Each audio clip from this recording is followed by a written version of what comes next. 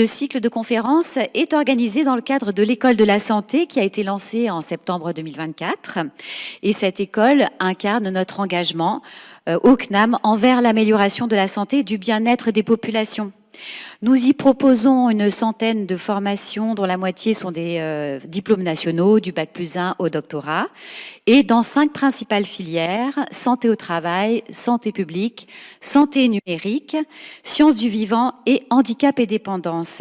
Nous avons donc des approches multidisciplinaires qui couvrent un grand éventail de domaines, des sciences et technologies au droit économique de la gestion ou aux sciences humaines et sociales. Nous avons aussi 244 unités d'enseignement à la carte et vous pouvez les découvrir sur notre site internet.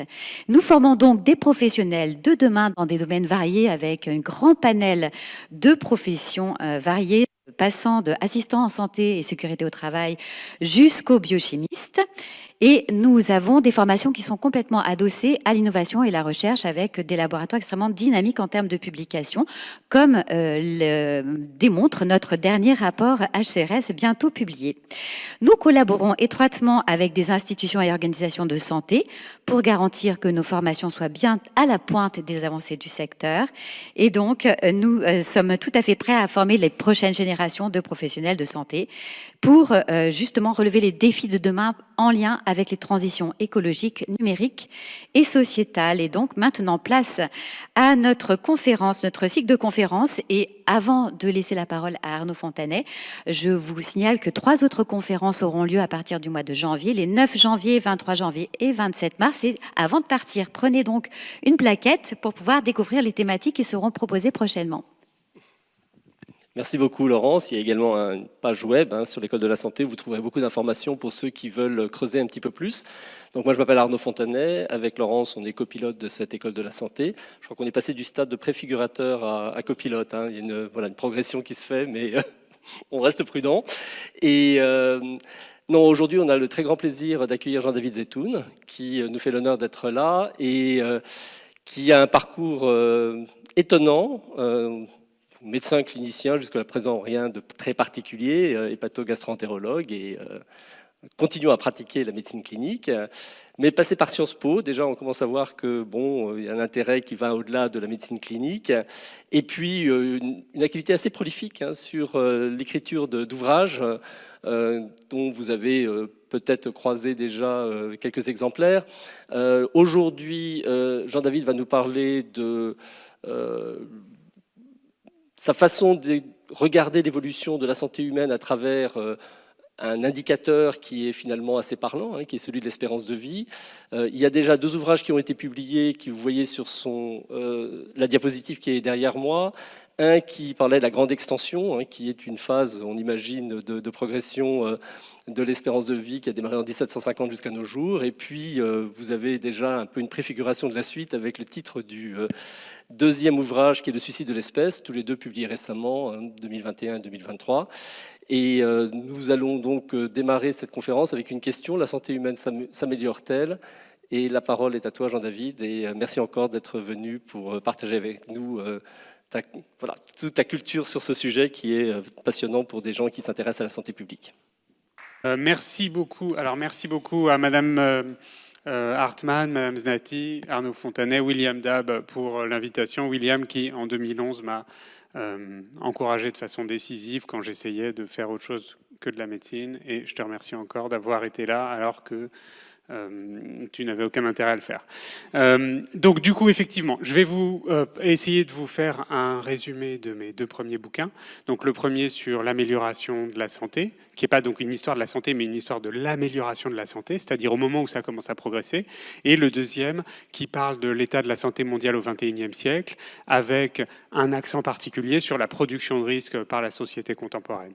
Donc, si on regarde l'histoire de la santé représentée par l'espérance de vie, pour autant qu'on puisse à peu près essayer de la reconstituer, en sachant que l'espérance de vie, comme on en parlera tout à l'heure, n'est pas du tout un indicateur qui est parfait. C'est un peu comme le PIB et l'économie. Ça dit quelque chose, c'est parlant, c'est assez simple à faire parce qu'on est vivant, on est mort, donc ça au moins on le sait.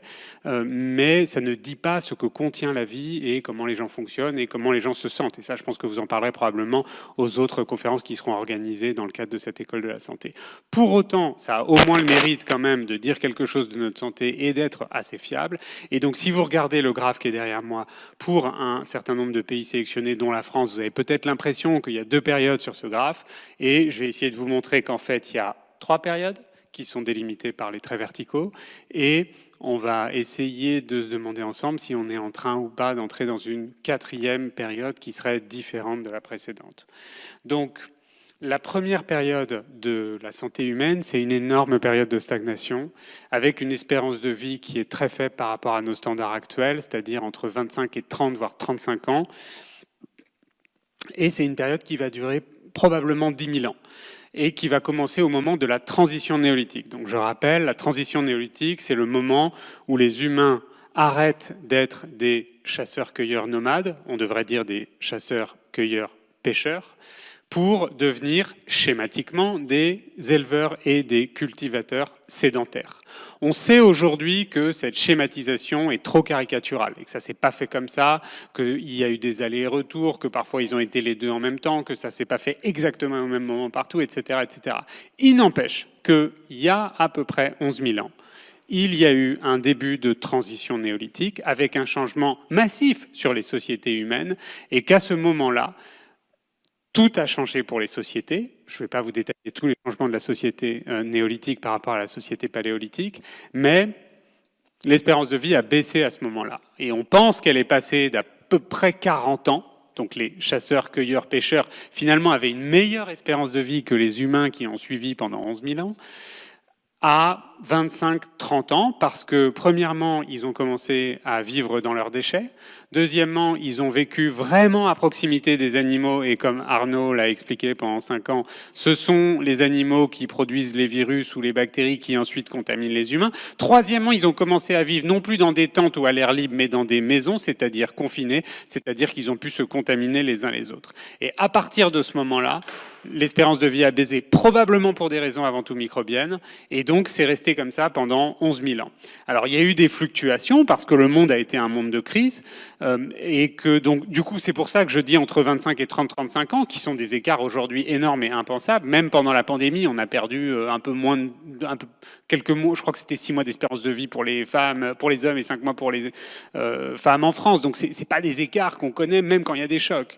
Et à l'époque, c'était possible. Ce qui est complètement fascinant pour moi pendant cette période, c'est que, alors qu'elle est extrêmement hétérogène, donc il y a le néolithique, l'antiquité, le Moyen-Âge, la modernité, la Renaissance, etc., il y a un truc qui ne change jamais, c'est l'espérance de vie qui reste bloquée maximum à 35 ans, en tout cas pour les pays occidentaux, non pas par esprit occidental, mais parce qu'on n'a pas de données pour les pays non occidentaux. En tout cas, pour les pays occidentaux qu'on connaît, on sait que cette espérance de vie est restée bloquée à peu près dans cet intervalle pendant 11 000 ans, alors que tant de choses se sont passées et ont fait changer les sociétés humaines. Alors, j'ai mis 3 causes principales, j'aurais pu dire dominantes ou importantes, parce que la réalité, c'est qu'on n'est pas tout à fait capable de les quantifier, mais en tout cas, pendant cette période, 3 causes expliquaient énormément de morts, alors qu'aujourd'hui, ce sont des causes qui sont devenues à peu près minoritaires. Donc la première, évidemment, c'est les microbes, soit de façon endémique, c'est-à-dire tout le temps là, soit de façon épidémique, c'est-à-dire avec des pics d'intensité et donc de mortalité. Deuxièmement, les famines ou le défaut nutritionnel. Alors le défaut nutritionnel, c'est encore 700 millions de personnes dans le monde, hein, donc on ne peut pas dire que c'est complètement minoritaire. Il n'empêche qu'à l'époque, c'était presque tout le monde.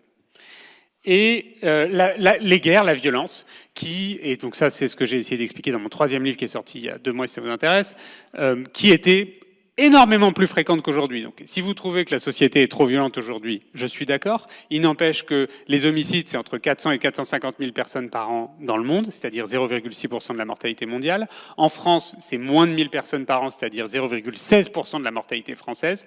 À l'époque, on pense que les taux d'homicide, en tout cas là encore en Occident, pour ce qui est du Moyen-Âge par exemple, étaient 30, 40, 50, peut-être 100 fois supérieure à ce que nous connaissons aujourd'hui. Et donc, c'était quand même une cause qui affectait la mortalité et l'espérance de vie. Je précise que ces causes agissaient en synergie parfois les unes avec les autres, notamment les épidémies et l'alimentation, parce que pendant les mois ou les années d'épidémie, les hommes restaient à la maison. S'ils restaient à la maison, ils ne pouvaient pas être au champ en train de participer à la récolte. Du coup, la production alimentaire pour la société était diminuée.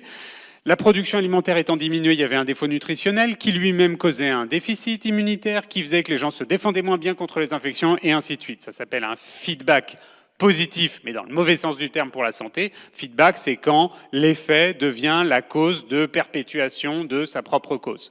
Et donc le feedback positif, c'est quand ça s'amplifie. Le feedback négatif tend au contraire à la stabilité ou à l'atténuation. Par ailleurs, ces trois causes touchaient en priorité les enfants, et donc c'est ce que tu disais tout à l'heure, à savoir que en affectant la mortalité infantile dans des proportions qui seraient devenues inacceptables pour nous aujourd'hui, c'est-à-dire que les gens avaient à peu près entre une chance sur 2 et une chance sur 5 de voir un enfant mourir avant l'âge de 10 ans, eh bien ça avait un effet catastrophique sur la moyenne. L'espérance de vie, je vous rappelle que c'est une moyenne, c'est la durée de vie moyenne à laquelle on peut s'attendre à un moment donné dans les conditions du moment. Donc c'est un calcul. Et ben donc l'espérance de vie était bloquée autour de 25-30 ans à cause de la mortalité infantile. Quand les humains arrivaient à aller jusqu'à l'âge de 15-20 ans, là, ils pouvaient s'attendre raisonnablement à vivre jusqu'à quelque chose autour de 55 ou 60 ans de moyenne. L'espérance de vie à 15 ans était supérieure à l'espérance de vie à la naissance, ce qui théoriquement est paradoxal. Normalement, on s'attend à ce que l'espérance de vie à la naissance soit supérieure parce que il reste plus de temps à vivre, mais en fait, à cause de la mortalité infantile, l'espérance de vie à la naissance était inférieure à l'espérance de vie à 15 ans, en sachant qu'en plus, je vous rappelle que la mortalité au cours de la vie fait un U avec un creux à l'âge de 15 ans, donc la mortalité est la plus faible à l'âge de 15 ans, et ça, on pense que c'est un produit de l'évolution, c'est-à-dire que l'évolution a fait en sorte qu'on meurt le moins au moment où on commence à pouvoir se reproduire, c'est-à-dire à l'âge de la puberté. Donc ça, c'est la première période. La deuxième période, qui est donc la période où ça commence à progresser. On pense à peu près que ça commence au milieu du XVIIIe siècle, c'est-à-dire autour de 1750. On pense que cette période va durer à peu près 200 ans, donc c'est ce que j'ai mis dans les dates sur la diapositive. Et il y a trois caractéristiques, je pense, évidemment, elles sont un petit peu exagérées, mais on peut retenir ça, qui sont que, premièrement, la cause du progrès, avant tout, c'est non pas la médecine, la chirurgie, la pharmacie, mais la santé publique. Donc la médecine n'avait pas de médicaments. Elle a commencé à progresser en diagnostic à partir du 19e siècle, mais il n'y avait pas de traitement, pas de médicaments, sauf de l'opium ou de l'alcool, ce qui avait le mérite de soulager les gens, mais en termes de guérison, c'était discutable. La chirurgie se faisait sans hémostase, sans asepsie et sans anesthésie, ce qui fait que personne n'avait envie d'y aller et qu'en plus, on avait plus de probabilité de mourir de l'intervention que de mourir de la maladie pour laquelle on était opéré, raison pour laquelle les gens ne voulaient pas aller à l'hôpital, parce qu'ils avaient bien observé par eux-mêmes, sans faire de statistiques sophistiquées, qu'ils avaient plus de probabilité de mourir, et donc ils préféraient rester chez eux, tenter leur chance, au moins on est entre nous. Et puis la pharmacie, donc c'est pareil, il n'y avait pas de médicaments. Donc du coup, la médecine n'a fait faire probablement aucun progrès statistique populationnel avant le début du XXe siècle. À partir du début du XXe siècle, il y a probablement un peu d'amélioration, et en fait c'est au milieu du XXe siècle que ça va devenir décisif, comme je montrerai juste après. Mais dans l'ensemble, ce qui a fait avant tout décoller la santé humaine avec un doublement d'espérance de vie en 200 ans, quelque chose qui n'était jamais arrivé, c'est la santé publique, c'est-à-dire la conception de la santé à l'échelle collective. Deuxièmement, les maladies qui ont été ciblées par la santé publique, c'était avant tout les maladies microbiennes. Ça tombe bien, c'était ça le problème. Et troisièmement, le segment de population qui a le plus bénéficié de ce décollage, ce sont les enfants. Là encore, ça tombe bien. De la même façon qu'une mortalité infantile vous plombe l'espérance de vie, eh bien, quand vous sauvez quelques enfants, tout de suite, ça fait décoller l'espérance de vie parce que la moyenne, c'est un concept mathématique qui est très influencé par les extrêmes. C'est pour ça que nous, en médecine, parfois, on préfère utiliser la médiane. C'est moins influencé par les extrêmes. La moyenne, par contre, c'est très influencé par les extrêmes. Donc, en sauvant quelques enfants, l'espérance de vie pouvait progresser de façon spectaculaire. Aujourd'hui, on a un petit peu la situation inverse, où on a une espérance de vie qui est très avancée dans la plupart des pays riches et même dans les pays pauvres, elle n'est pas si mauvaise. Et donc, c'est devenu très difficile de faire progresser l'espérance de vie, parce que quand vous avez une espérance de vie déjà à 80, passer de 82 à 83 ans, c'est très difficile. Les démographes appellent ça l'entropie de la table de mortalité. C'est-à-dire que plus un système grossit, plus il disperse sa propre énergie, et plus il faut mettre de l'énergie pour continuer à le faire fonctionner. Et ben, la population âgée qui caractérise le monde occidental, pas le monde, mais le monde occidental, et ben, c'est une population qui a beaucoup d'entropie pour faire progresser la santé. Et on pense, et ça, j'ai notamment beaucoup lu un non-médecin et un non-épidémiologiste qui est Angus Deaton, qui a écrit, à mon avis, un des meilleurs livres sur la santé et qui, en plus, après, s'est complètement déchaîné dans ses recherches, c'est-à-dire qu'il ne publie que sur ça. Il y a même pas le mot dollar dans les articles d'Angus Deaton maintenant. Donc, il a eu le prix Nobel d'économie en 2015. Il avait publié un livre en 2015, d'ailleurs, à peu près, qui est sorti en France en 2017, qui s'appelle La Grande Évasion, The Great Escape, et donc qui décrivait l'amélioration de la santé. Et on pense, et notamment lui explique ça très bien, qu'il y a 4 causes principales ou mécanismes de santé publique principaux dans cette progression d'espérance de vie initiale, qui sont premièrement l'assainissement, donc le traitement des déchets.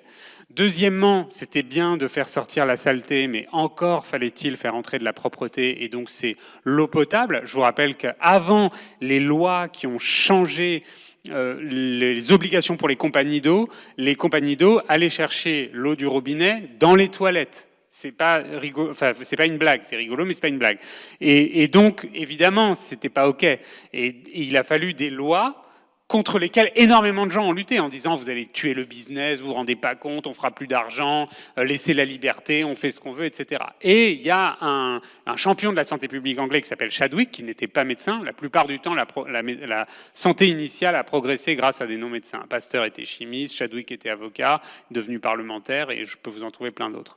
Et donc Chadwick a rendu les lois, par la loi, l'obligation de donner de l'eau potable aux Anglais. Et puis après, tout le monde a fait pareil parce que tout le monde a vu que ça marchait très bien. Donc, deuxièmement, l'eau potable. Troisièmement, l'alimentation qui commence à progresser avec, au XIXe siècle, une première mécanisation partielle de l'agriculture qui fait qu'elle devient plus productive et moins sensible aux aléas météo. Et donc ça participe d'une augmentation du nombre de kilocalories par personne à partir du XVIIIe et surtout du XIXe siècle, et ça a fait progresser la santé. Quatrièmement, les premières immunisations artificielles, avec d'abord la variolisation, qui marchait. Donc la variolisation, c'était on prend de la variole, on l'inocule, et bon, si vous n'avez pas de chance, vous faites la variole, ça arrive, c'est comme ça, c'était quelques pourcents, et si vous avez de la chance, premièrement, vous ne la faites pas, et deuxièmement, vous êtes quand même pas mal protégé. Et ça marchait. Bernoulli avait fait des calculs, non pas sur la vaccination, mais sur la varialisation, pour montrer qu'on gagnait 1/17e de vie, sur l'espérance de vie, et que donc déjà la varialisation était efficace pour protéger la population. Le problème, c'est que c'était un mathématicien, il était froid, il s'est fait défoncer par d'Alembert qui était plus malin, et qui a dit bah, « c'est super votre truc, mais pourtant personne ne va le faire ». Et c'est vrai, c'était pas assez populaire. Après est arrivée la vaccination de la variole, inventée donc non pas par Pasteur mais par Jenner en 1796. Jenner était médecin de campagne et il avait observé qu'il y avait une maladie de la vache, donc c'est pour ça que ça s'appelle vaccin, qui s'appelait la picote ou la vaccine, et que quand les agriculteurs attrapaient cette maladie, ils avaient des pustules sur le bout des doigts, mais que c'était bénin, et qu'après, il n'avait pas la variole elle-même. Et donc, sans le savoir, il a observé ce qu'on appelle maintenant l'immunité croisée, qui est complètement connue, et donc il a eu l'idée d'inoculer des gens, non pas avec la variole elle-même, mais avec la picote, la maladie de la vache, et là, ça a amélioré l'efficacité et la sécurité, et c'est les premières vaccinations. Après, il a fallu attendre 80 ans pour que Pasteur invente le vaccin contre la rage. Et donc, vous remarquerez, première chose, que toutes ces améliorations sont en lien avec le déterminant environnemental. Donc les humains ont commencé à améliorer leur espérance de vie en la doublant en 200 ans, uniquement en améliorant leur rapport avec l'environnement, soit en le rendant plus généreux en alimentation, soit en le rendant moins infectant. Et deuxièmement, le décollage de la santé précède le décollage de la richesse. On pense que la croissance économique au taux tel qu'on la connaît aujourd'hui, c'est-à-dire quelques pourcents par an, c'est quelque chose qui a commencé en 1820. Il y a un économiste très connu qui s'appelle Angus Madison qui a très bien montré ça. Entre le Moyen-Âge et 1820, la croissance est 0,05% par an et parfois c'est même moins. À partir de 1820, la croissance économique commence à connaître des taux similaires à ceux que nous connaissons ou que nous espérons, 2-3% par an. Et donc, ça veut dire que les humains n'ont pas eu besoin d'être significativement plus riches pour améliorer leur santé. Donc, ce sont bien les conditions matérielles de l'existence, comme les Alfred Marshall, qui sont associées à un décollage de la santé, mais sans avoir eu besoin de devenir plus riches. Si vous me posez la question de savoir, est-ce qu'aujourd'hui, il faudrait qu'on soit plus riche pour améliorer notre santé, la réponse est évidemment pas du tout. On pourrait même être moins riche et être en meilleure santé. Je vais essayer de le montrer dans la suite du diaporama. Bon, donc ce truc-là, ça a très bien marché, avec une espérance de vie qui fait x2, ça c'est le Royaume-Uni en 200 ans. Ça c'est la France, donc vous voyez que c'est une augmentation qui est assez linéaire, avec des plantades. Et donc 1871, les guerres napoléoniennes, ça plante, mais ça repart juste après. 1914, Première Guerre mondiale, ça plante, ça remonte. Grippe espagnole, ça replante, mais tout de suite ça repart, et ça repart au même niveau qu'on avait laissé l'espérance de vie avant le choc. Et Deuxième Guerre mondiale, c'est pareil, et ça nous amène à 60-65 ans, et surtout à l'ouverture de la troisième période, qui, deux choses de remarquables. Premièrement, elle va s'opposer point par point, c'est un peu schématique ce que je vous dis, mais c'est réel, à la précédente, et pourtant, alors que les mécanismes vont être quasiment opposés en termes de cause de progrès, le rythme va rester le même, c'est-à-dire 2 à 3 mois par an d'espérance de vie gagnée chaque année, 2 ans tous les 10 ans. Et donc le rythme va se poursuivre. Donc si on regarde la courbe, on a l'impression qu'il se passe toujours la même chose, alors qu'en fait, les causes ont complètement changé, mais pourtant le rythme reste le même. Et donc ça n'est plus la santé publique, c'est la médecine, la pharmacie et la chirurgie et les systèmes de soins qui vont permettre à l'espérance de vie de continuer de progresser. Ensuite, les enfants ont tous été sauvés, plus ou moins, et donc le monde se retrouve avec des adultes, et les adultes développent des maladies d'adultes, c'est-à-dire plutôt des maladies chroniques que des maladies microbiennes. À cette époque déjà, c'était les maladies cardiovasculaires et les cancers qui étaient les premières causes de mortalité. Aujourd'hui, c'est encore le cas. Dans certains pays riches, c'est même le cancer qui est en premier. Mais à l'échelle mondiale et dans la plupart des pays, les maladies cardiovasculaires et les cancers sont les 2 premières causes de mortalité. Je passe. Donc la première maladie qui a été améliorée, c'est les maladies cardiovasculaires. Nous, en médecine, on n'aime pas trop parler de révolution parce que c'est un terme qui est complètement galvaudé. Et en plus, moi j'ai lu des livres sur la Révolution française, ça ne ressemble pas du tout à ça. Donc les démographes appellent ça révolution cardiovasculaire. Et effectivement, c'est une révolution qui était imprévue. Quand vous lisez les rapports de l'INSEE des années 60, 65, même 70, ils disent bon, bah, les maladies cardiovasculaires, c'est une fatalité du vieillissement. On a 71 ans d'espérance de vie en France, bah, c'est déjà super, on ne va pas progresser, c'est comme ça, on n'y peut rien. Au milieu des années 70, on s'est rendu compte que la mortalité cardiovasculaire avait commencé à baisser 10 ans avant. On n'avait pas les systèmes de données qu'on a aujourd'hui, les statistiques constantes, etc. Et donc, vous voyez un édito du JAMA de 74 qui dit « Mortalité coronarienne, que se passe-t-il ?» Et là, les gens commencent à se rendre compte que la mortalité cardiaque ou coronarienne, ce qui revient à peu près au même, a baissé. On pense qu'à peu près la moitié de cette progression est liée à de la prévention, avec 2 éléments, qui sont premièrement la baisse du tabagisme. Donc le tabagisme aux États-Unis commence à baisser lors de la publication du rapport du Surgeon General. Le Surgeon General aux États-Unis, c'est l'équivalent de ce que William a été, c'est-à-dire le directeur général de la santé, le numéro 2 de la santé dans le pays. Et donc en 64, le Surgeon General publie un rapport sur le tabac, qui était le premier rapport public comme ça, qui colligeait 7000 études et qui montrait les méfaits du tabac. On sait, grâce aux travaux d'un historien que je vous conseille qui s'appelle Robert Proctor, que en fait, les industriels du tabac, comme tout industriel qui produit des risques, avaient séquestré les données pendant une dizaine d'années, ce qui fait que des millions de morts auraient pu être évitées si ces données avaient été divulguées publiquement. Mais en 64, il publie son rapport, et si vous regardez la courbe du tabagisme aux États-Unis, à partir de 64, ça commence à baisser. Et ça n'a jamais arrêté de baisser, et autant les Américains ont tout raté dans leur système de soins, autant il y a 3 choses qu'ils ont réussi, qui sont les génériques, la mortalité par cancer et le tabac. Et d'ailleurs, quand les Américains viennent à Paris, ils nous disent « c'est bizarre, vous fumez ». Et c'est vrai qu'aux États-Unis, les gens fument beaucoup moins qu'en Europe. Donc, moitié de prévention avec premier élément le tabac. Et le deuxième élément de la prévention qui a marché, ce sont les antihypertenseurs et en particulier les diurétiques, donc, qui ont fait baisser la mortalité cardiovasculaire, en particulier plus par accident vasculaire cérébral que par infarctus du myocarde. Et c'est toujours aussi efficace. Et aujourd'hui, ça coûte pour le prix d'un café, un diurétique, et ça sauve plus de vies que les médicaments qu'on paye 150 000 € par an et qui nous font gagner seulement quelques mois d'espérance de vie. Ça ne veut pas dire qu'il ne les faut pas, mais il ne faut pas oublier que les médicaments qui continuent aujourd'hui de sauver le plus de vies, ce sont les moins chers. Et donc, l'autre moitié du progrès de la mortalité cardiovasculaire, c'est non pas la prévention, mais le traitement, et le traitement des infarctus, qui n'a pas existé pendant des centaines d'années et qui a commencé à être chirurgical dans les années 60, quand un chirurgien argentin émigré aux États-Unis a eu l'idée d'une nouvelle technique de pontage coronarien à partir d'une veine de la jambe qui s'appelle la saphène, et que ça a marché alors que pendant des dizaines d'années, ça avait échoué. Il y a un prix Nobel de médecine français qui s'appelle Alexis Carrel, qui ensuite s'est fait connaître pour son antisémitisme et son eugénisme, mais qui était quand même un chirurgien brillant. Et quand vous regardez ces articles qui sont trouvables publiquement, il explique comment il essaye des techniques de pontage sur des chiens et que les chiens meurent soit sur la table, soit après, alors qu'il les masse pendant 2 heures comme un fou et que ça marche pas du tout. À partir des années 60, ça commence à marcher et tout de suite, les chirurgiens commencent à énormément opérer et à faire des pontages coronariens, soit préventifs, soit pendant l'infarctus, et ça sauve des vies. Et donc la mortalité cardiovasculaire continue de s'améliorer, y compris après 2000, c'est-à-dire y compris quand elle avait déjà commencé à devenir assez basse. Pour le cancer, c'est plus compliqué. Et donc effectivement, la mortalité par cancer a baissé pendant la deuxième moitié du XXe siècle, mais vous voyez que la pente est molle, et c'est notamment lié au fait que le cancer est une maladie hétérogène.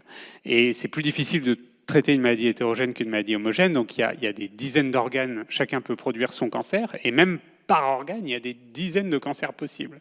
Ce qui fait que les traitements sont efficaces sur seulement une petite proportion de la population. D'ailleurs, les premiers cancers qui ont été traités de façon efficace par une chimiothérapie, ce sont les cancers les moins hétérogènes, c'est-à-dire les cancers du sang, les leucémies des enfants, où la mortalité était de 100% dans les années 40, et dès les années 70, elle était aux alentours de 30-40%. Aujourd'hui, la survie était passée à 30-40%. Aujourd'hui, la survie des leucémies de l'enfant, c'est 80%. Donc, les premiers cancers qui ont été traités efficacement, c'est les cancers hématologiques. Et puis après, les cancers solides ont commencé aussi à être traités. Pour vous donner un ordre de grandeur, au début du XXe siècle, la mortalité par cancer, c'était 2 sur 3. Dans les années 60-70, c'était 1 sur 2. Aujourd'hui, c'est l'inverse. On a 2 chances sur 3, tout cancer confondu, toute localisation confondue, tout stade confondu, de survivre à un cancer.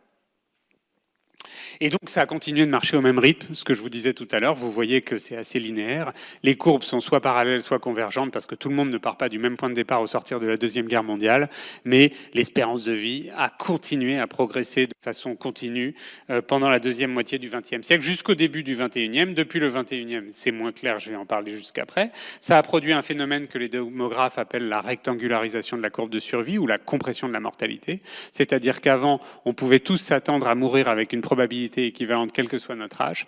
Aujourd'hui, on peut tous s'attendre à mourir à un âge compris entre 65 et 90 ans. La mortalité a été translatée à la fin de la vie. Ça, c'est pour vous donner une idée du panorama mondial de la mortalité. Ne regardez pas le détail, contentez-vous des couleurs. Le bleu, c'est les maladies chroniques, 75% à peu près de la mortalité mondiale. Le rouge, c'est les maladies microbiennes, nutritionnelles et néonatales, et c'est à peu près 17% de la mortalité. Et le vert, c'est ce que j'ai essayé d'étudier dans mon dernier bouquin, c'est la mortalité violente, avec 4 causes dominantes qui sont les chutes, les accidents, les homicides et les suicides. Et ça, c'est 8%, donc c'est 5 millions de morts par an. Donc 5 millions de personnes meurent violemment au sens large, par accident, par suicide ou par homicide, chaque année. Les chutes sont en hausse, c'est pour ça que c'est vert foncé, parce que la population vieillit.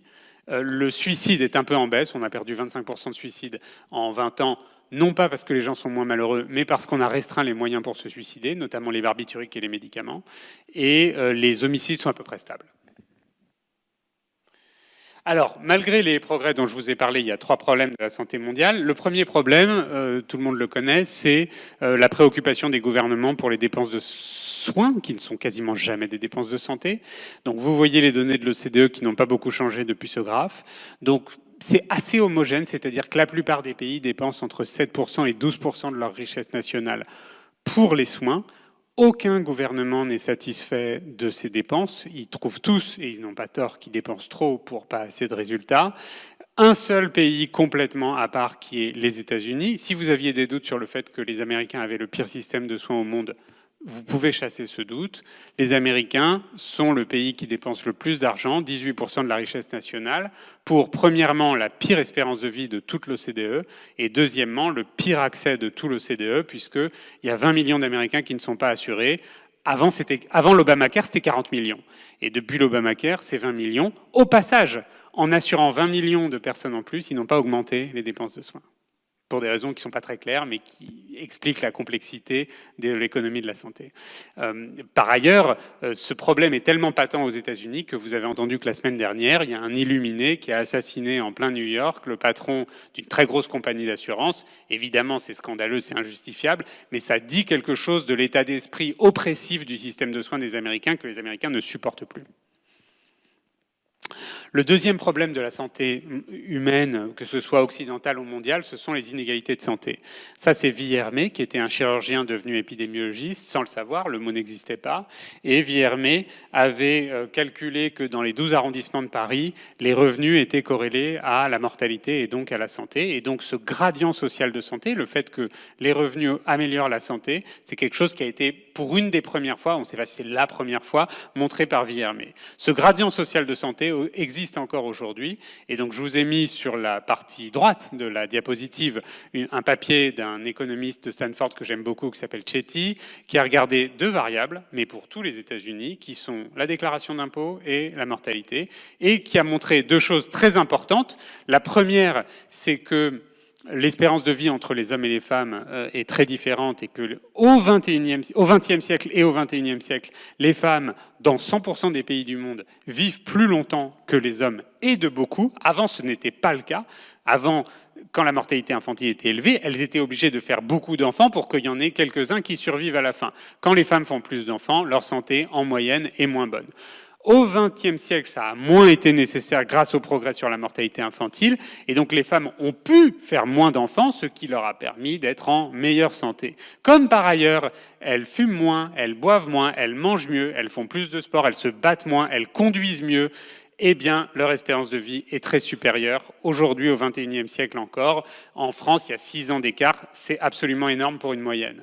Donc ça, c'est le premier enseignement de ce graphe. Le deuxième enseignement de ce graphe, c'est que à chaque percentile, vous avez un gain statistique de santé à avoir un peu plus de revenus. Même en passant du premier ou du deuxième percentile, c'est-à-dire en étant épouvantablement pauvre à atrocement pauvre, vous avez quand même potentiellement un peu d'espérance de vie que vous pouvez espérer avoir en plus. Et ça, c'est le même travail pour un pays plus pro-social que les États-Unis, qui est la Norvège, avec 2 messages, à mon avis. Premièrement, en Norvège aussi, les femmes vivent plus longtemps que les hommes, pour les mêmes raisons que ce que j'ai déjà dit.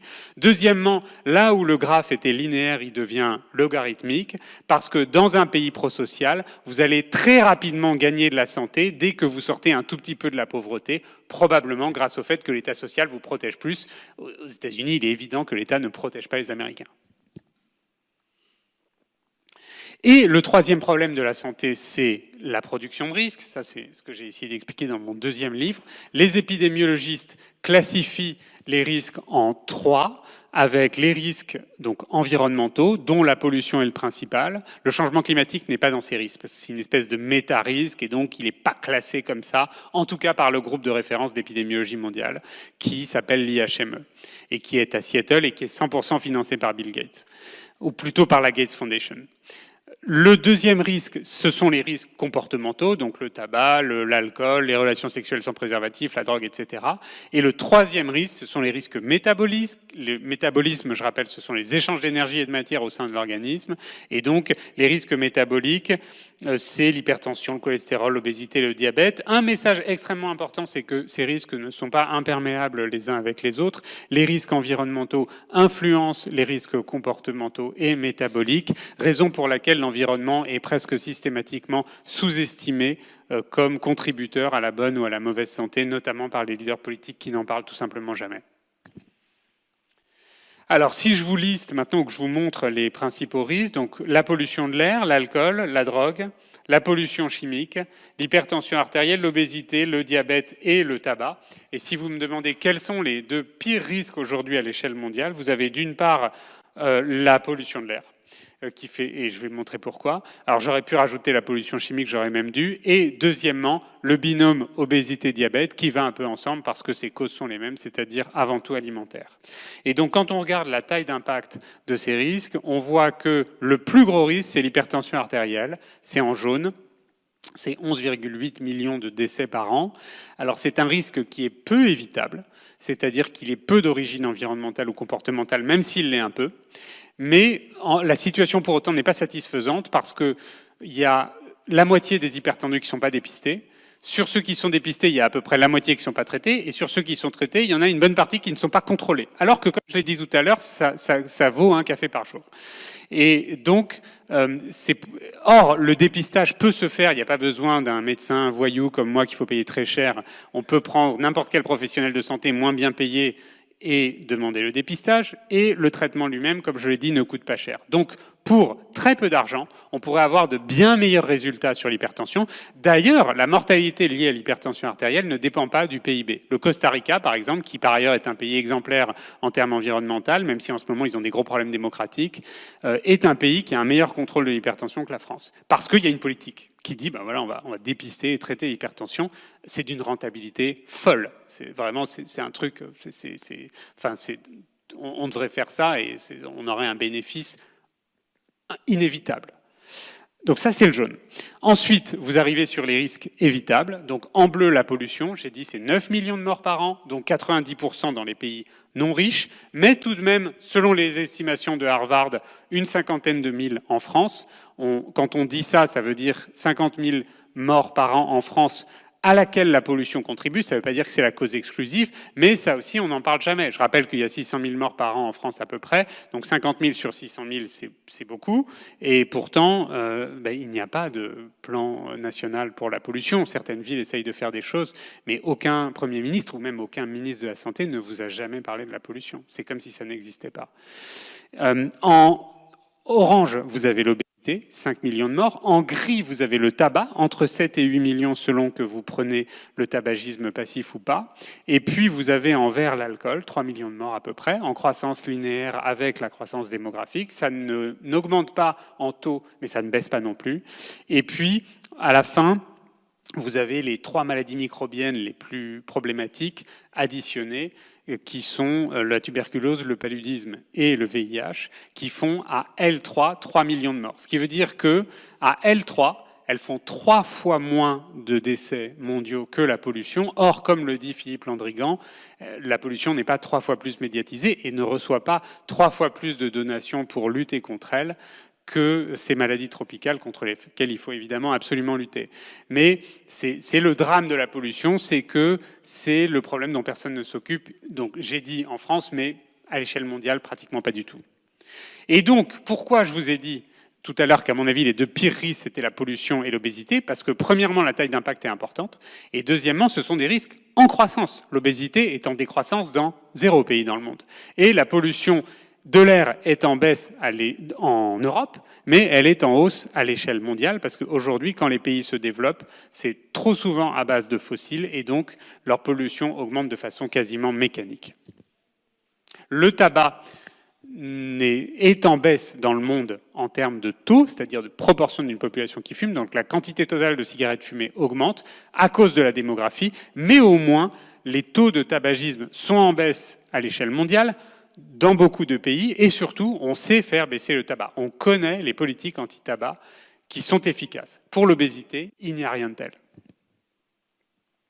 Et donc, si vous regardez, donc il faut regarder la colonne de droite, parce que ce sont les pays riches, il faut regarder la moitié inférieure, parce que ce sont les taux et non pas les nombres absolus. Et donc vous voyez, on ne voit pas très bien, mais je vous l'ai un peu entouré, que sur certaines maladies chroniques, la mortalité a cessé de baisser, soit elle est en plateau, soit elle remonte. La mortalité cardiovasculaire remonte dans certains pays auxquels vous ne vous attendriez pas, c'est-à-dire l'Australie, le Canada, l'Autriche, le Mexique, probablement le Royaume-Uni, et donc ça n'est pas un progrès. Ça, c'est la nouvelle épidémie hypocondriaque du gastro-entérologue qui est le cancer du pancréas, dont tout le monde sait qu'il est incurable, dont les gens savent qu'il est en augmentation de 2,5% par an en France, ce qui est plus que la moyenne mondiale, pour des raisons qu'on ne connaît pas précisément, mais qui sont très probablement environnementales et ou alimentaires, qui commencent à être médiatisées. Il y avait une actrice connue qui était sur France Inter il y a 2 semaines avec un professeur de médecine pour dire le cancer du pancréas, c'est horrible. Évidemment, ils n'ont pas du tout parlé de prévention, hein. Mais ils essayent de sensibiliser au fait que c'est un problème, ce qui fait monter le niveau d'angoisse sans faire monter le niveau d'espoir. Et donc, voilà, nous, maintenant, gastro-entérologues, on est confrontés à ça. C'est-à-dire que maintenant, dès qu'un malade a mal au ventre, il veut une échographie pour vérifier que c'est pas le pancréas, parce qu'il a compris que si c'était ça, bon, bah, ça durerait entre 12 et 18 mois. Le diabète, c'est encore pire, non pas en termes de pronostic, mais en termes de croissance. Il y a des années où le diabète connaît une croissance de 10% par an, à l'échelle mondiale. Quand une maladie a une croissance qui est supérieure à la croissance économique, ça veut dire que la maladie progresse de façon plus rapide que vos moyens pour traiter cette maladie. Et en plus, les traitements coûtent de plus en plus cher, puisque grâce à l'Ozempic, ça marche beaucoup mieux sur le binôme obésité-diabète, mais ça coûte 300 € par mois. Ça, c'est la mortalité infantile qui augmente en France depuis 2011. Donc, si vous vous disiez que la mortalité infantile, c'était un problème qui était résolu, la réponse est non. Donc, vous voyez qu'il y a 3 phases dans cette courbe. Jusqu'en 2005, ça baisse vraiment. Après, ça stagne à peu près entre 2005 et 2011. Et depuis 2011, la mortalité infantile augmente en France. On n'en parle jamais. Quand la mortalité infantile augmente dans un pays comme la France, ça ne veut pas dire que le système de soins ne s'occupe pas des bébés. Ça veut dire que les mamans accouchent de bébés trop fragiles. Et les mamans accouchent de bébés trop fragiles parce qu'elles sont obèses et tabagiques, ce qu'elles n'étaient pas avant. Et donc l'espérance de vie, bon, évidemment, a planté pendant la pandémie, mais surtout, si on regarde 3 pays, on voit qu'après la fin de la pandémie, donc je crois que la fin officielle de la pandémie, c'était fin 2022, eh bien, ça a commencé à remonter, mais ça n'a pas retrouvé le niveau d'avant-crise en France. Au UK, encore moins. Et aux États-Unis, ça continue de baisser. L'espérance de vie a commencé à baisser aux États-Unis en 2015. Ils ont atteint un plateau en 2014. Et en 2015, ça a commencé à baisser. Donc maintenant, ça fait 10 ans que l'espérance de vie baisse aux États-Unis. Les opioïdes sont une cause importante, mais pas seulement. C'est 120 000 morts par an. Pour la première fois, ça a baissé depuis 25 ans, mais ils sont encore à 120 000. Donc 120 000 morts par an, il faut imaginer ce que c'est. Les autres causes étant l'obésité, les suicides directs et l'alcool. Et donc, je vais passer, mais c'est pour dire que l'espérance de vie ne progresse plus de façon importante en France. Alors, je termine. C'est bon, le timing ? Il me reste moins de 5 minutes. Donc, qu'est-ce qu'on peut faire ? Alors, pour lutter contre les risques, ce qu'on a fait qui ne marche pas, c'est d'agir sur la demande de risque. Je vais tout de suite afficher la diapo.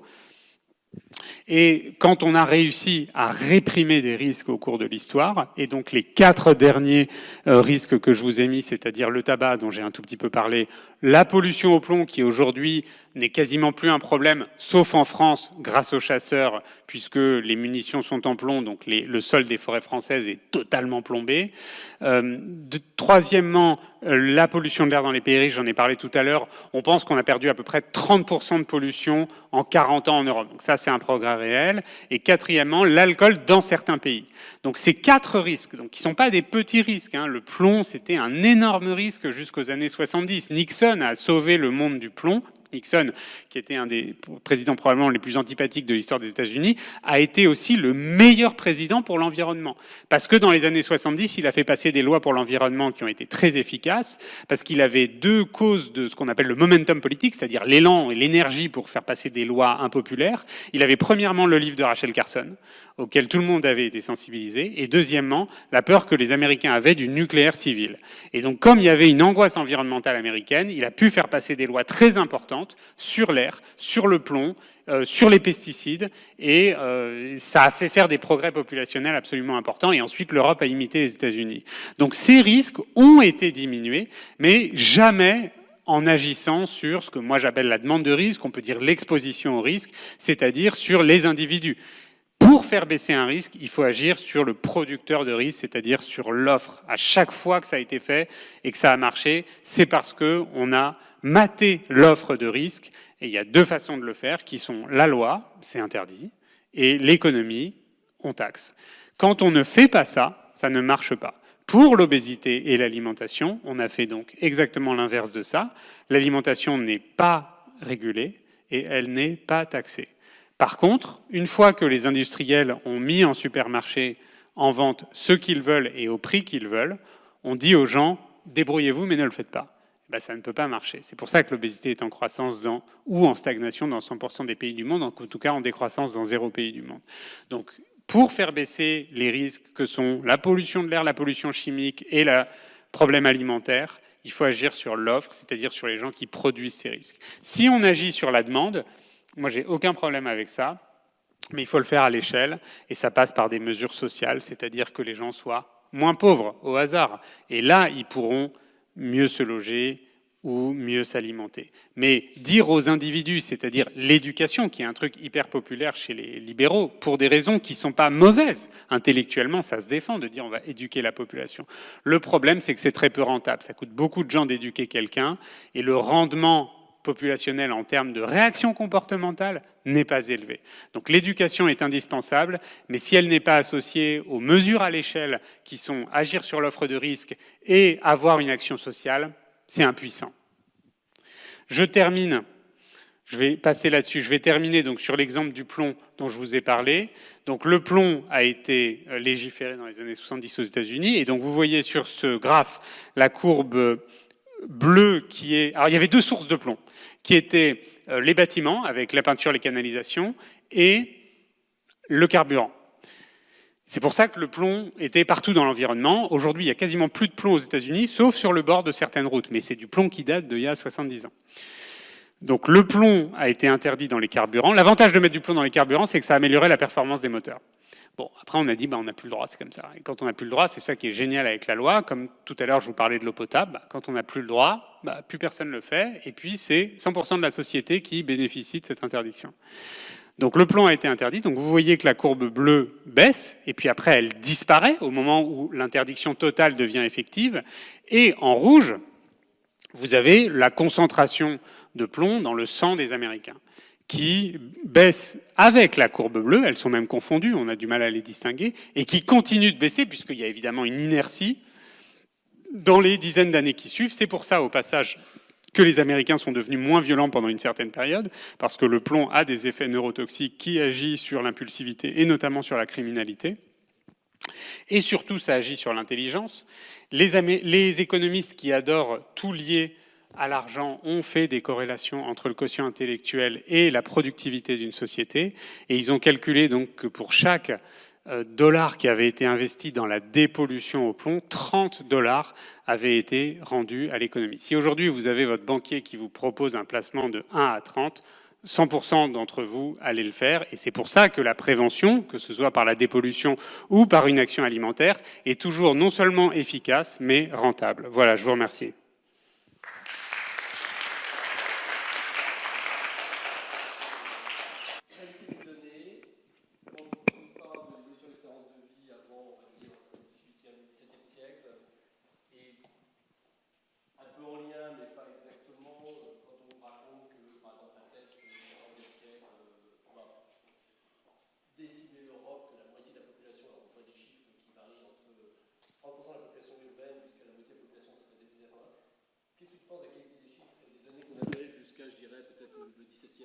Elle était mauvaise. Et si on remonte même plus loin que ça, c'est-à-dire sur le néolithique, l'espérance de vie, elle a été estimée à partir de l'état osseux. Donc c'était comme ça que les gens arrivaient à dire, bah voilà, si on prend les archéologues, ils ont des immenses bases de données qui regroupent toutes les trouvailles mondiales squelettiques, et à partir de ça, ils essayent de faire des estimations d'espérance de vie de population, soit locale, soit globale. Et donc ça, ça vaut voilà, c'est forcément approximatif. À partir du XVIIIe siècle, il y a deux sources de données. Soit certains pays, l'Irlande et la Scandinavie, commencent à faire un état civil avec des statistiques officielles, et donc ils ont des données directes. Sinon, pour d'autres pays, donc la France, le Royaume-Uni, les données sont indirectes, et ce sont des reconstitutions à partir des sépultures. En sachant que ça sous-estime probablement une chose, qui est que tous les enfants n'étaient pas enterrés. Et donc, du coup, l'espérance de vie est probablement surestimée, parce qu'il y avait beaucoup d'enfants qui mouraient, mais s'ils étaient enterrés, ils sont dans les sépultures, donc on peut faire des calculs tombe par tombe pour savoir à peu près à quel âge mouraient les gens, et donc quelle était l'espérance de vie d'une population, mais probablement qu'on rate des enfants morts qui feraient baisser encore plus l'espérance de vie. Donc bien sûr, c'est des données qui sont fragiles. Néanmoins, quand on regarde les travaux qui sont faits, je ne vais pas détailler ça aujourd'hui, par les historiens, ce n'est pas des démographes, c'est des historiens qui ont fait ça. Bon, ils ont fait un travail qui est d'une méticulosité importante et qui a dû être extrêmement ingrat d'ailleurs. Parce qu'ils ont, voilà, ils ont dû passer beaucoup de temps, tout ça, juste pour nous dire, voilà, on pense que c'était 27 ans au lieu de 29. C'est plutôt sympa de leur part.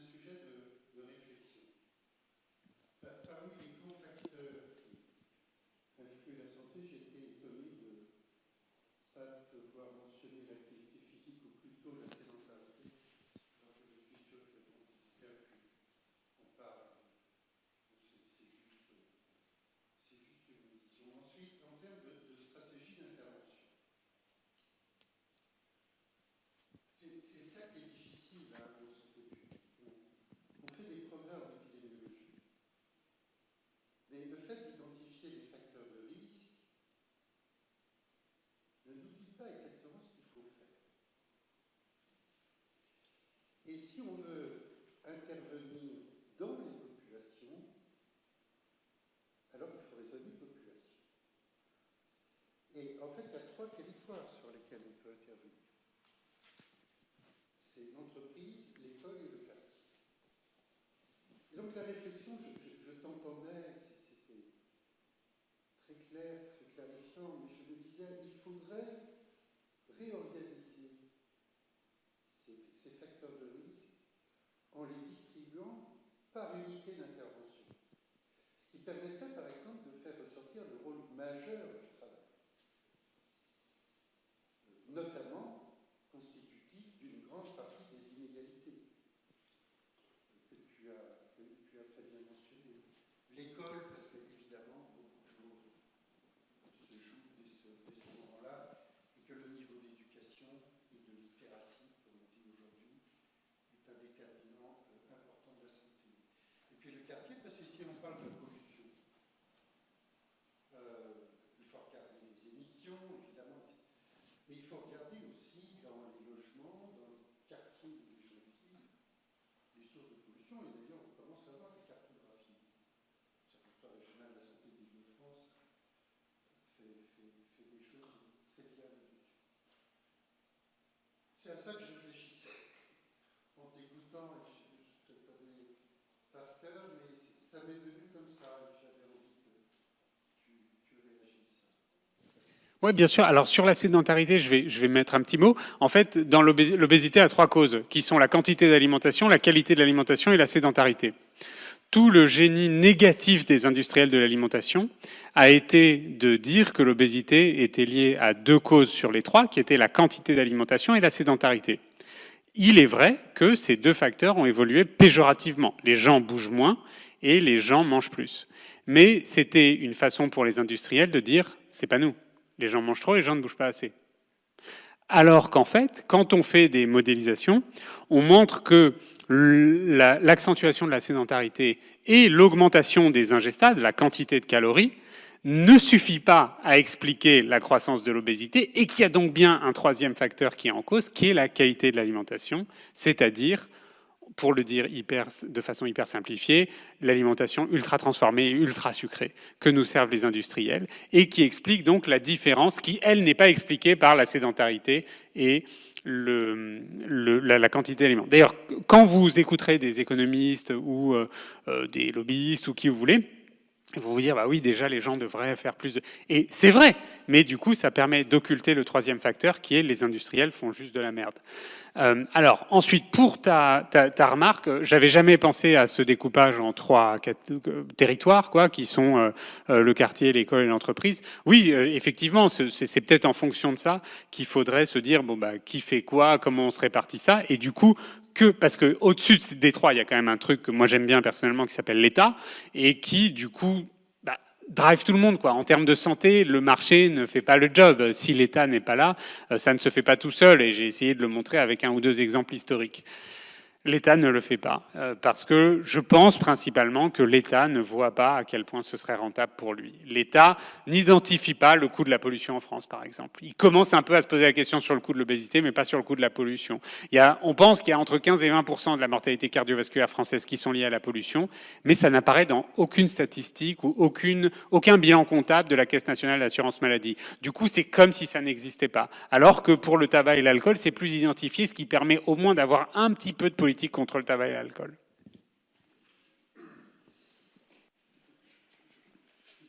Je ne vais pas mobiliser la parole. Non, je crois que tu as tout à fait raison. Il faut une impulsion de l'État. Le grand problème de notre démocratie, me semble-t-il, c'est la vision court-termiste. On a eu Paul Wittmann, ministre de la Santé,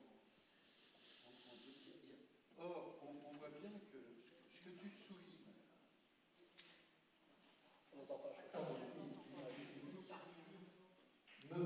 modifier les facteurs que tu soulignes, ça demande du temps. Ça a demandé du temps pour s'installer et ça demande du temps pour le corriger. Il faut des politiques de santé publique durables. Et là, c'est mon expérience personnelle. On ne peut pas entraîner et mobiliser et influencer un ministre, une ministre,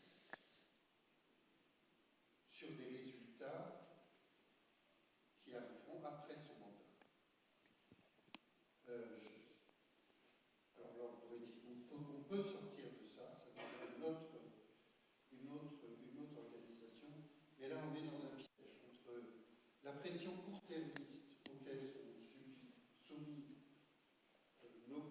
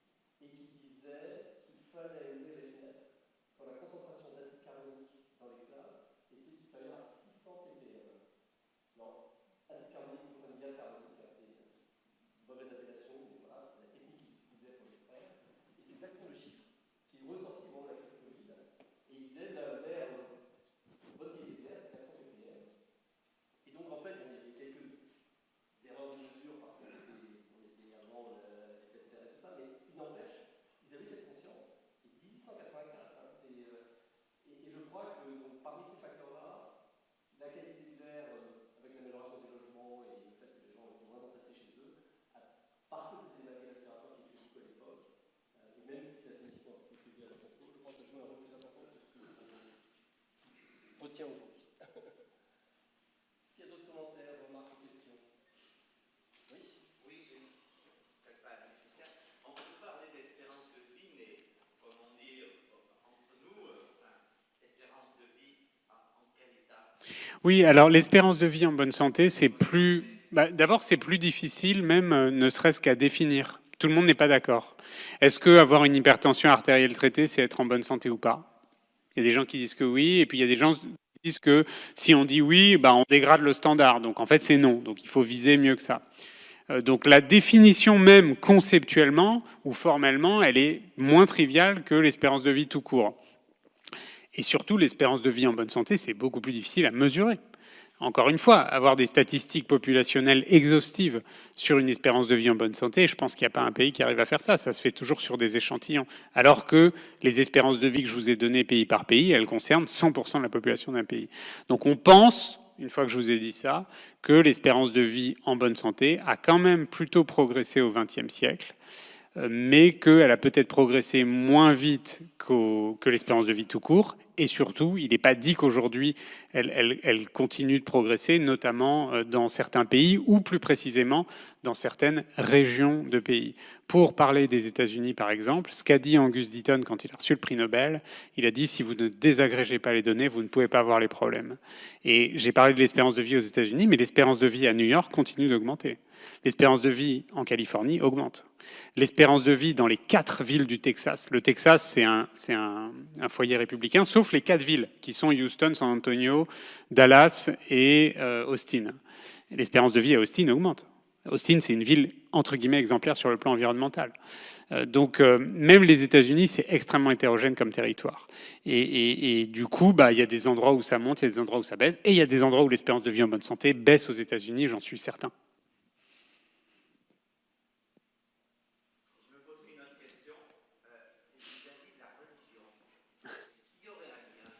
Alors j'ai fait exprès de ne pas l'étudier pour éviter les sujets inflammatoires. Non, mais par exemple, l'Asie, globalement, ils ont un régime alimentaire différent, avec notre philosophie, je pense au bouddhisme, des trucs comme ça. Est-ce que ça change quelque chose? J'ai pas vu de données qui étudient ça spécifiquement. Je pense que c'est difficile à faire. Le lien historique entre la religion et la santé, il passe par la violence. Et ça, je l'ai découvert dans mon 3e livre, qui est que la montée du protestantisme, qui donne beaucoup de valeur à la vie humaine et qui propage une éthique du devoir, est associée probablement à un changement de mentalité en Occident et à une baisse des homicides. Mais sur la santé en général, je ne sais pas.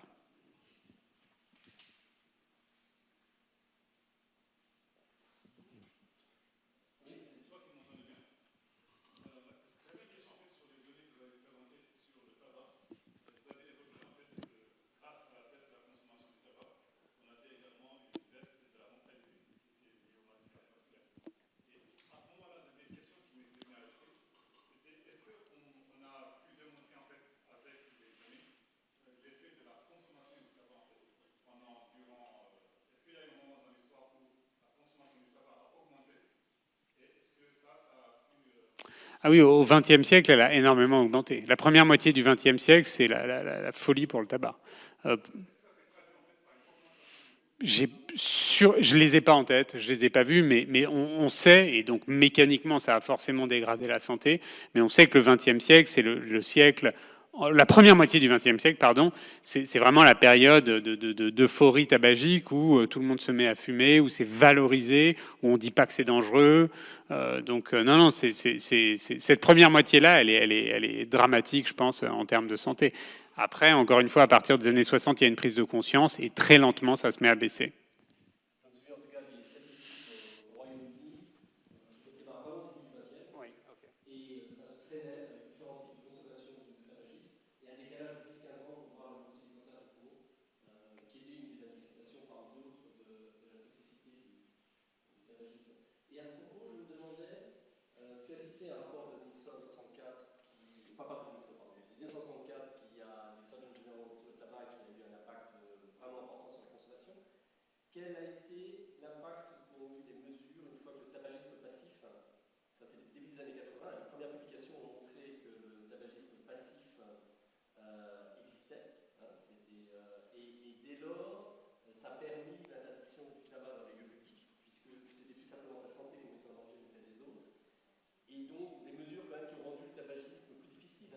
Ouais. de sortir du restaurant, tu es obligé de, dans les gares, de mettre dans l'aquarium, c'est en fumer, enfin bon, bref. Donc on a quand même, et ça je me demande quel impact ça peut avoir. Je connais pas les données, mais je sais que ça, comme tu dis, ça a un effet sur le tabagisme passif et ça exerce aussi un nudge contre le tabagisme actif, puisque plus vous limitez les opportunités de fumer, moins les gens vont fumer eux-mêmes une cigarette directement. Donc, mais je connais pas les données. Bien sûr.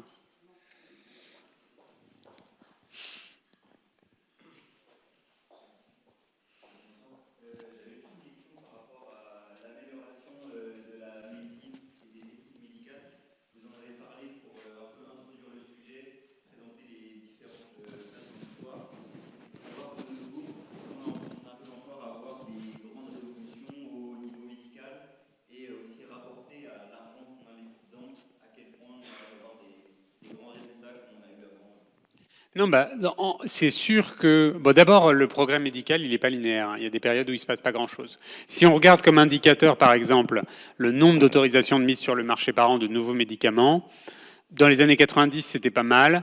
Dans les années 2000, ça a commencé à stagner, voire à baisser, avec un nadir, enfin, c'est-à-dire un creux en 2008. À partir de 2011-2012, ça a commencé à être pas mal. 2016, ça a été énorme et depuis, on n'a pas trop perdu le rythme de 40-50 autorisations de mise sur le marché par an, alors qu'on stagnait entre 15 et 35. Donc déjà, l'innovation thérapeutique, elle n'est pas du tout linéaire.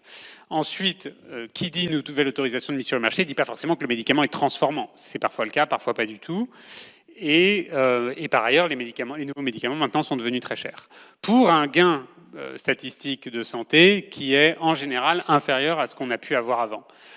Alors, c'est bien de le savoir. Après, ça ne changera pas que de toute façon, on va continuer à fonctionner avec les deux systèmes, c'est-à-dire avec une majorité de maladies qui sont traitées par des génériques qui ne coûtent rien, même s'il faut que ça coûte un tout petit peu quand même, sinon on n'a juste pas de médicaments, comme on l'a vu sur les ruptures d'approvisionnement ou les tensions d'approvisionnement. Donc, le Doliprane à 2 euros, ça marche pas. À 2,50 €, ça peut marcher. C'est ça hein, dont on parle. Moi, j'en avais discuté avec le patron de Sanofi, qui est un Anglais, qui m'avait dit « Je peux le faire less cheap, but still very cheap ». Et réalistement, je pense qu'il a raison. Donc, il faut dire qu'on va payer un tout petit peu plus cher, non pas nous individuellement, mais collectivement, certains médicaments qui sont vitaux et qui sont extrêmement rentables quand même. Et puis après, il y a un système parallèle qui est le système de l'innovation, dont le gain statistique est très variable. Pour le vaccin, c'est énorme. Pour l'immunothérapie, c'est beaucoup. Et puis pour les maladies rares, c'est pas beaucoup. Mais il faut quand même traiter les maladies rares parce qu'on vit en société. Alors, je ne connais pas les études médico-économiques des nouveaux médicaments donc, qui luttent contre le diabète et l'obésité. Bon, l'impact sur les laboratoires est gigantesque. Hein, donc, je rappelle que la Banque centrale du Danemark a dû intervenir sur la couronne danoise parce que les gains de Novo Nordisk déséquilibraient toute l'économie du pays.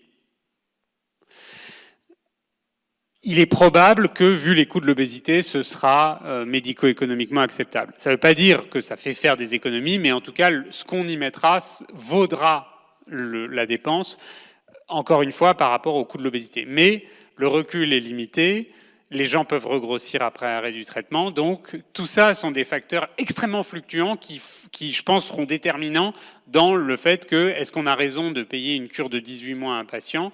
Si c'est pour qu'il regrossisse après, non. Si ça se maintient, certainement.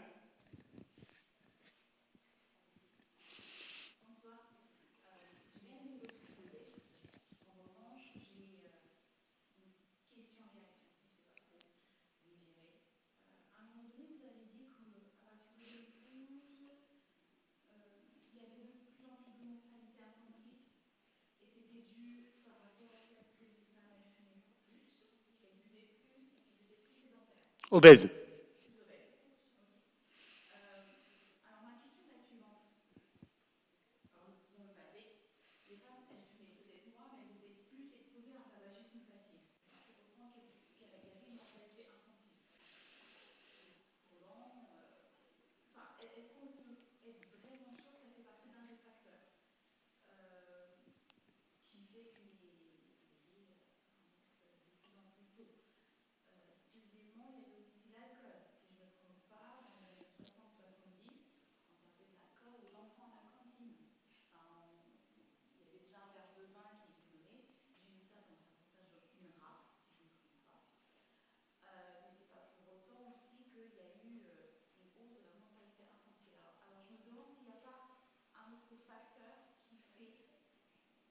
savons à partir de cette période-là bien plus précisément, parce que quand on regarde l'histoire de façon plus large, et pas forcément en France, mais dans tous les pays, ce sont des facteurs qui existaient déjà avant.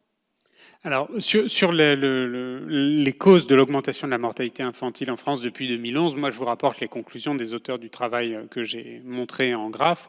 Et non, je pense que il y a beaucoup de femmes aujourd'hui, surtout dans les territoires pauvres, qui sont en mauvaise santé parce que obèses et tabagiques, et donc ça augmente la mortalité infantile. Et d'ailleurs, sur ce travail, il montre que la plupart de la mortalité infantile augmente surtout pour la mortalité très précoce, c'est-à-dire moins d'1 semaine ou moins de 2 mois de vie.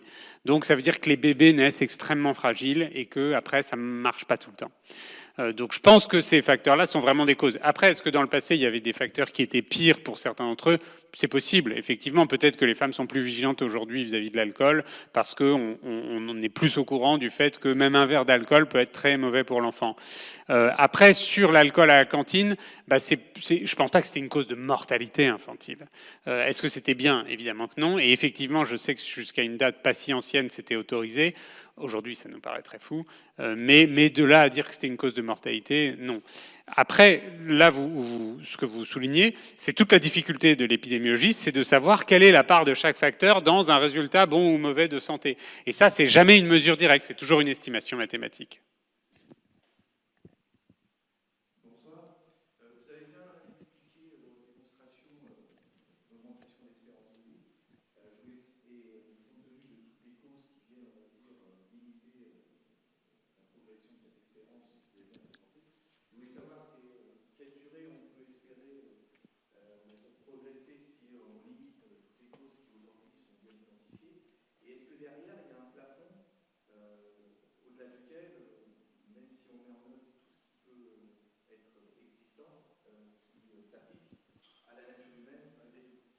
Alors, sur la première, on ne sait pas jusqu'à où on pourrait aller, mais si on regarde les japonaises qui vont jusqu'à 88 ans, demain peut-être que ce sera l'Espagne ou Singapour qui seront en tête, on sait qu'on peut aller plus loin que ce qu'on fait aujourd'hui.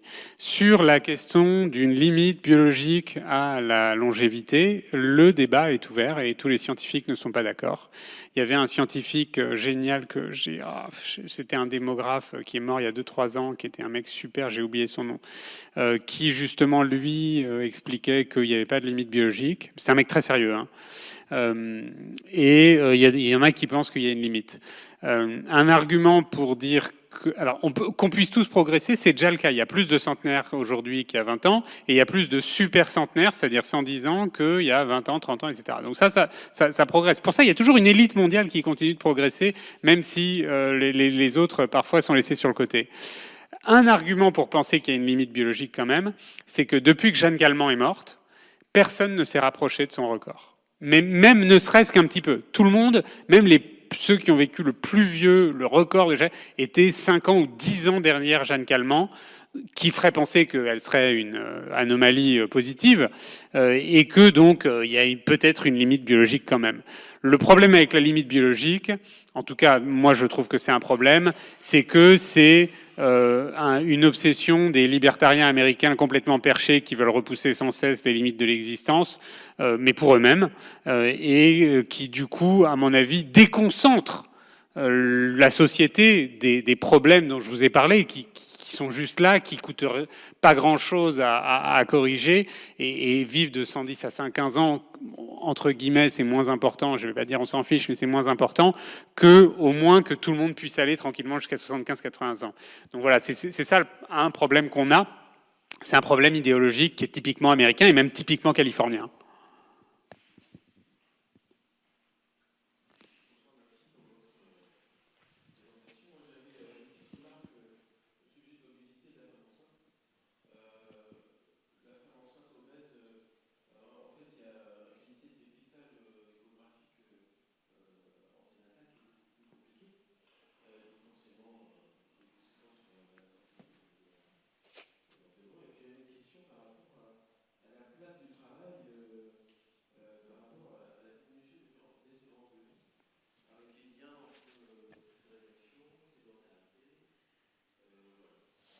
Oui, c'est sûr que les gens passent je crois que c'est un tiers de leur vie au travail, et donc c'est un lieu absolument majeur pour conditionner la bonne ou la mauvaise santé, et que il faudrait améliorer les incitations aux entreprises au-delà du marketing pour qu'elles prennent soin de la santé des salariés.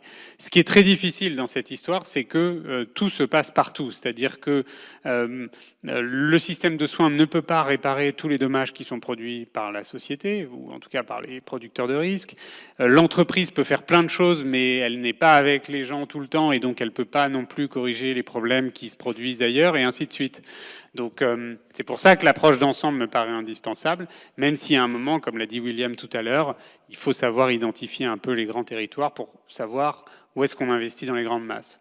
Mais bien sûr que l'entreprise a ça. Alors aux États-Unis, tout marche mal, hein, mais les employeurs ont au moins un intérêt théorique à prendre soin de la santé de leurs salariés, puisque ce sont eux qui payent intégralement, pas seulement la mutuelle, mais intégralement, dans la majorité des cas, l'assurance santé.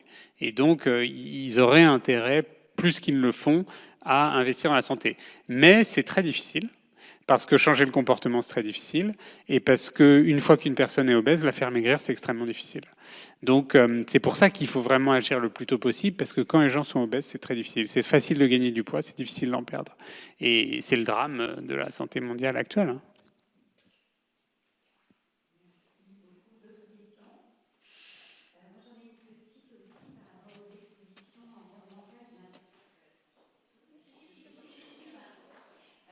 En fait, on a quand même de plus en plus de travaux sur le lien entre environnement et santé, mais c'est vrai que ça rejoint l'idée du professeur Dab et les multiples expositions et le gradient social de santé, c'est-à-dire que c'est pas seulement une relation entre richesse et état de santé, c'est une relation entre richesse, habitat, par exemple, être exposé à des passoires thermiques ou bien à des expositions plus importantes en termes de bruit, c'est-à-dire qu'il y a de multiples expositions qui peuvent être cumulatives et qui sans doute expliquent grandement le fait que la santé se dégrade aussi avec le niveau de revenu, mais par le biais de différents facteurs.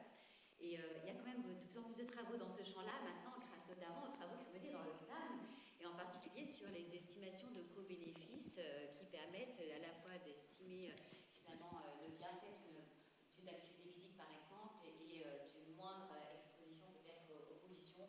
En fait, on essaie quand même de plus en plus de valoriser d'un point de vue économique l'impact de réglementation, par exemple, sur les particules fines, ou bien justement Bruit Paris qui estime les niveaux d'exposition du bruit dans tout Paris et l'Île-de-France, ou bien Air Paris qui essaie de réguler un petit peu les expositions à un air plus pollué, ou bien l'information qu'on essaie de diffuser aussi sur la pollution intérieure de plus en plus. Alors c'est vrai qu'il y a encore beaucoup à faire de ce point de vue-là, mais grâce aux travaux du CNAM, en particulier le CNAM bien sûr, à Normale-Sup par exemple, eh bien, je pense qu'on va pouvoir valoriser économiquement et peut-être drainer un effort supplémentaire d'investissement à la fois pour réglementer davantage, limiter les habitats insalubres et pouvoir contribuer à une amélioration de la santé de ce point de vue-là. Ça appelle peut-être pas forcément de commentaires. Pas d'autres questions? Écoutez, merci, c'était vraiment absolument passionnant.